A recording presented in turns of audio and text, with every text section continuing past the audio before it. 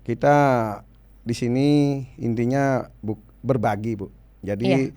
awalnya saya kepingin ini nanti setelah saya pensiun, bukan di saat dinas, karena di saat dinas kita sudah dapat gaji.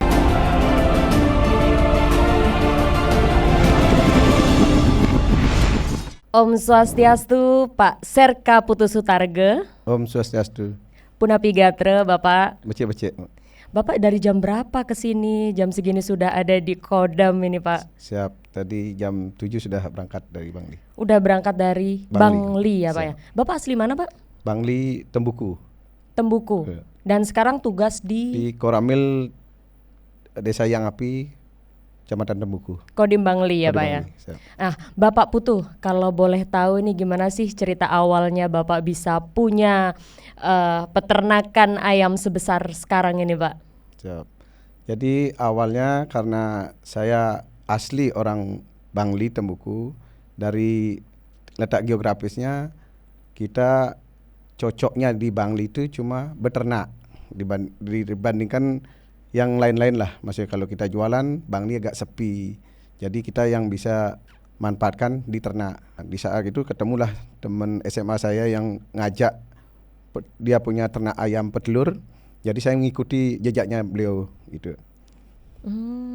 Nah, kalau boleh tahu ini ayam-ayamnya hasil penetasan atau beli jadi itu, Pak? Jadi DOC ayam sehari lahir itu kita beli.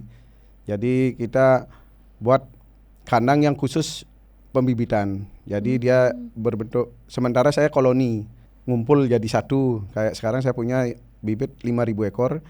Dia khusus, dia kandangnya koloni dia. Itu awalnya Bapak berapa banyak ayam yang dipelihara? Dulu saya awal 2016 itu saya pelihara 1.000 ekor. Berapa sih lama ayam itu dari mulai menetas sampai dengan dia bisa bertelur itu berapa lama butuh waktu, Pak? Kalau dari pemeliharaan DOC itu dia 0 sampai 18 minggu biasanya sudah mulai ada Bisa yang menetas. sudah telur, ya menetas. Terus Udah nelor ya maksudnya.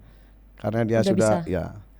Lalu berapa lama waktu dia bisa bertelur itu, Pak, sampai dia pensiun untuk bertelur? Itu dia sampai umur ayam 2 tahun ya. Sampai kalau kita sampai 120 minggu itu kita masih manfaatkan. Nah, pakan yang bagus itu gimana, Pak, untuk telur yang bagus? Kalau pakan, kalau dari pabrikan itu pasti sudah ada standar pabrik. Yang kita butuhkan di petelur ini kan ada pabrik konsentrat dari pabrikan 35%-nya, yang 50% tuh jagung. Ya, kalau jagungnya sudah bagus kualitasnya, jadi kadar airnya kering, ya sudah tidak jamuran, itu sudah kualitas pasti bagus. Habis itu dedak 15%-nya. Nah, dari sana dah kita menjaga kualitas pakan, karena ayam itu memang jujur dia. Kalau sudah kita kasih pakan yang jelek, pasti dia tidak telur, dia keluarnya kotoran. Tapi kalau pakannya bagus, yang keluar itu pagi-pagi pada telur gitu. Nah, Bapak, saya mau nanya dong Siap. untuk masalah telur nih, Pak. Saya kan biasa belanja di pasar nih. Nah, adalah telur tuh yang kecil banget. Nah, nggak kecil-kecil banget sih, maksudnya jauh lah bedanya dengan yang telur yang besar gitu loh, Pak. Itu apa sih yang mempengaruhi telur itu bisa bentuknya beda gitu, Pak? Siap. Kalau dari kecil itu dia ayamnya baru belajar nelor. Jadi Baru masih, belajar. ya masih perawan dia. Jadi masih perawan dia, masih belum begitu gini dah. Telurnya masih TK lah, telur kecil dia. Nanti sudah pertengahan dia mulai telur tanggung. Setelah tanggung dia telur besar. Nanti setelah di atas 90 mungkin ada ayam yang telur sarinya double. Jadi dia 2 sari dia. Oh gitu, Siap. berarti senioritas ya, Pak ya. Siap. Jadi yang senior ini telurnya lebih besar Ya, ya, Pak ya. betul. Yang kecil-kecil berarti sebenarnya Ya. belum siap panen atau gimana Ya, nih, Pak? sudah, tapi dia baru belajar. Oh. Yang kecil-kecil itu masih baru Oh, ada waktunya, nanti dia akan besar. masa puncaknya itu ada. Lalu kalau boleh tahu faktor lain selain dengan pakan itu apa, Pak, yang mempengaruhi bagusnya kualitas telur ini? Vaksin atau hal lain mungkin ada? Ya. Kalau ayam itu sebenarnya hampir sama dengan manusia. Jadi dan di samping itu kita sama dengan manusia, disiplin kita yang utama. Karena ayam itu kita harus mengerti kondisi dia, kita menjaga kualitas telurnya itu dari kita menjaga makannya dia. Habis itu tetap dia setiap 45 hari kita disiplin. Nah, situasi kayak cuaca yang ekstrim, nah itu perlu tambahan vitamin. Kita sudah siapkan. Nah, jadi kondisinya sudah fit terus gitu. Kondisi ayam kita sakit atau perlu tambahan apa, kita komunikasikan sama dokter hewannya yang memang tahu spesiesnya. Di samping itu kita juga bisa menjadi dokter nantinya. Karena dulu saya jadi TNI, sekarang jadi dokter ayam. Karena kenapa? Karena kita tahu karena dokternya tidak bisa ke kandang, kita disuruh bedah sendiri. Jadi kondisi ayam itu sakit dari hasil bedahnya itu. Oh, pernah ya Bapak bedah langsung? Betul, langsung kita praktek langsung. Jadi kita ambil gunting untuk membuka ususnya. Nanti setelah tahu ini kenapa ususnya gini, oh ternyata ada guratan-guratan pendarahan atau keju. Karena keju itu artinya bakterinya sudah menyatulah di sana itu. Dibius dulu Pak ayamnya? Nah, karena sudah ini kita potong nih. Ayam potong jadinya. Oh gitu, saya kira ayam hidup Bapak operasi, terus ayamnya ngeluh sakit gitu kan, akhirnya Bapak robek ususnya tadi Pak ya? Siap. Oh, berarti dari situlah Bapak tahu penyebabnya ayam itu ini, betul. nanti ke depannya gimana cara mengatasinya. Oh keren. Penyebabnya itu banyak itu, dari faktor mungkin kita dari segi pakan, dari segi cuaca. Nah itu kalau dia kelihatan dari parunya bengkak itu, ada tingkat stresnya sampai di mana kita bisa. Ayam bisa stres juga ya Pak ya? Karena dia kan di kandang dia. Dari dia bebas menjadi di kandang kan dia sekali-sekali ya ajak healing dong Pak. Bapak lihat cari muter-muter ini kan desa gitu kan. Sekalian Bapak mengawasi warga desanya di binaannya Bapak, ajak healing juga ayam-ayamnya gitu Pak. Nggak pernah diajak jalan ya Pak? Nggak bisa, dia sudah di penjara lah. Makanya kalau kita sudah dia penjara, ya kita yang memberikan dia kenyamanan. Jadi fasilitas ya Pak ya? Akhirnya makannya jangan sampai terlambat, dia vitaminnya jangan terlambat, vaksinnya jangan terlambat. Dia biar nyaman, dia tinggal makan, dia bertelur gitu. Pak Putu, gimana sih caranya Bapak ini mengatur waktu? Di samping Bapak kan sebagai Babinsa yang tentunya banyak program di desa yang harus Bapak ikuti. Nah satu sisi juga Bapak harus memelihara ayam-ayam Bapak ini yang super ribet. Gimana caranya Bapak mengatur waktunya Pak? Kalau waktu itu kan kita tidak bisa dibeli, tidak bisa mengembalikan waktu. Ya kita yang bijak mengatur, memanfaatkan waktunya.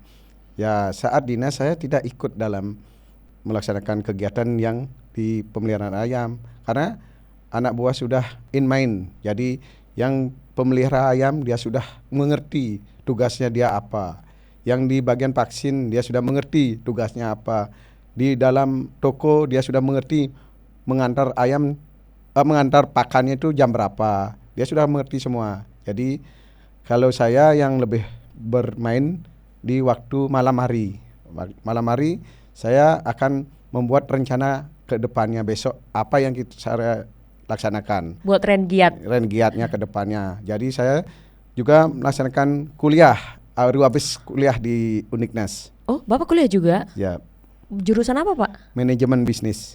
Oh, pas berarti ya Pak ya. Siap. Sesuai dengan ini Bapak sekarang lagi beternak, ini juga kuliah bisnis gitu, sekalian mengaplikasikan Pak. Siap, betul, karena di teori sama praktek itu kadang berbeda jauh. Mana yang teorinya begini tapi yang dilaksanakan di dalam prakteknya menyimpang jauh ada juga. Tapi kita perlu juga teori karena semua dari teori kita bisa mempraktekkan kan gitu. Lulus tahun berapa Pak? Tahun 2022. Februari. Oh baru tahun lalu. Iya. Berapa IPK-nya Pak? 3,96. Wah keren. Kumlot berarti Pak ya? Kumlot. Wah selamat Pak ya. Siap. Sukses semuanya nih Pak. Siap. Bertugas sukses, kuliah juga sukses ya Pak ya. Siap. Terus juga ini beternak juga sukses, ayam-ayamnya pun bahagia nih Pak. Siap. Nah terus kalau ayam-ayam ini sudah pensiun dari petelurannya nih Pak, itu dia mau beralih profesi jadi apa Pak? Kalau saya alih profesikan ke jadi ayam betutu, jadi ayam potong itu. Wah saya suka itu Pak, saya suka ayam betutu. Iya. Itu di desa juga Pak yang ngolah atau gimana? Kalau sebenarnya sekarang saya ada karena terlalu kita banyak. Jadi yang desa di warga binaan juga banyak dipakai sembahyang. Dia buat untuk bantu betutu juga ya Pak ya. Dia bisa ngambil beli ke tempat kita, dia ekoran, dia buat betutu untuk dipersembahyangan. Biasanya odalan, kalau odalan tuh laris dah. Caru-caru itu ya Pak ya. Siap.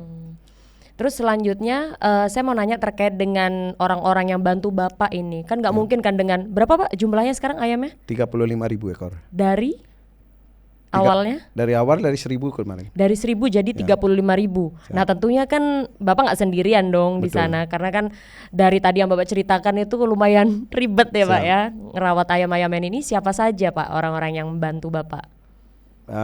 Kita di sini intinya berbagi Bu. Jadi awalnya saya kepingin ini nanti setelah saya pensiun pasti masih banyak waktu kita untuk hidup itu masih lama lah, kan tidak tahu kita kapan matinya. Jadi kita dari sana saya punya pemikiran apa yang cocok dikembangkan setelah saya pensiun. Harapan saya untuk pensiun bukan di saat dinas, karena di saat dinas kita sudah dapat gaji. Ya, jadi kita mengatur waktunya ini betul-betul harus efisien. Dalam artian ini, saya orang malam, teman-teman pada sudah istirahat, ya saya belum dalam artian bukan bekerja fisik sih, mungkin memikirkan saya mau rencana ke depannya apa.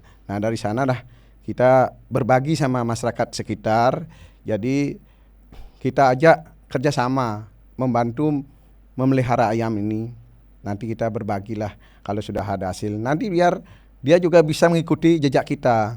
Nanti kalau berbanyak orang kita bersatu membuat peternakan ayam petelur, jadi kan gampang. Saya mensuplai ke Bima, ke Flores, ke Lombok atau ke Jawa kan aman, karena kita produksi dari segi produksi sekarang kita kurang itu. Itu jadi kita sama masyarakat merasa sama-sama berbagi. Jadi kita bukan upah tapi berbagi, nanti berbagi kita dapat hasil ya Pak ya. Berarti secara tidak langsung Bapak menyerap tenaga kerja dari desa binaan Bapak juga. Siap. Tenaga kerja aja Pak ya. Siap. Terus ada hal-hal lain yang bisa dimanfaatkan oleh warga dengan adanya peternakan Bapak ini? Siap. Mungkin kemarin karena kita memakai sumur bor, jadi kemarin PDAM itu ada bencana apa, Pak? Bencana longsor, jadi sumber airnya tidak bisa naik ke PDAM itu. Nah, kebetulan saya masih punya peternak ini kan memakai sumur bor. Jadi warga berbondong-bondong minta air ke tempat saya. Jadi silakanlah kita manfaatkan, kita sambil komsos sebagai babinsa di desa sendiri. Jadi kita membantu kesulitan rakyat yang ada di desa sendiri. Luar biasa ya Pak ya. Jadi selain menyerap tenaga kerja, Bapak juga membantu kesulitan masyarakat sekitar dengan memberikan air bersih itu Pak ya. Karena ada kejadian di PDAM itu. Oh baik-baik Pak. Lalu Pak terkait dengan tips ini Pak untuk kedepannya, mungkin ada rekan-rekan kita gitu kan yang ingin juga sukses seperti Bapak. Jadi punya ayam, mungkin ayam yang warna-warni yang dibeli pinggir jalan mau diternak gitu kan sampai jadi besar kayak ayam-ayam Bapak sekarang. Gimana nih Pak tipsnya? Sebenarnya kalau kita sebagai TNI kan sudah diajari dari kita bawah sampai ke atas, kita sudah pernah melaksanakan lah. Jadi intinya kalau kita disiplin, intinya disiplin, kita kan TNI sudah tahu kita disiplin. Kita manfaatkan waktu yang ada ini. Kita tidak bisa membeli waktu, tidak bisa mengembalikan waktu. Yang kita pergunakan manfaatkan waktu ini dengan bijak. Itu mungkin dari pangkat dan kepatuhan, karena buatlah diri kita yang istimewa itu. Karena pangkat itu cuma sementara ya Pak ya. Dan yang bisa membuat teman-teman kita ini jangan takut duluan. Artinya kita berusaha itu coba dulu. Namanya kita kalau jatuh 1 kali, bangun 2 kali. Jadi kita terus mencoba. Tidak ada salahnya kita mencoba terus. Wah keren sekali. Ada lagi Pak yang mau disampaikan? Ya sementara itu aja. Sementara itu. Terima kasih Bapak sudah hadir bersama kami di sini di podcast Yogi Supardi. Jauh-jauh ya Pak ya dari Bangli ke sini. Nah semoga apa yang Bapak sampaikan ini dapat memotivasi kita semua dalam hal bisa menyukseskan lagi gitu kan, terutama untuk para babinsa yang ada di wilayah agar nantinya masyarakat ini bisa lebih manfaatkan apa yang kita punya gitu ya Siap. Pak ya, bisa lebih berguna untuk masyarakat. Baik, terima kasih Bapak. Siap. Semoga Bapak makin sukses ke depannya. Siap. Dan ayam-ayamnya juga sehat ya Pak ya, jangan Siap. ada yang sakit-sakit. Betul. Ya, kita tunggu lagi Pak nanti kehadirannya di sini. Siap. Selamat siang Bapak. Siap. Udah ya, Nah? Udah ya, Nah.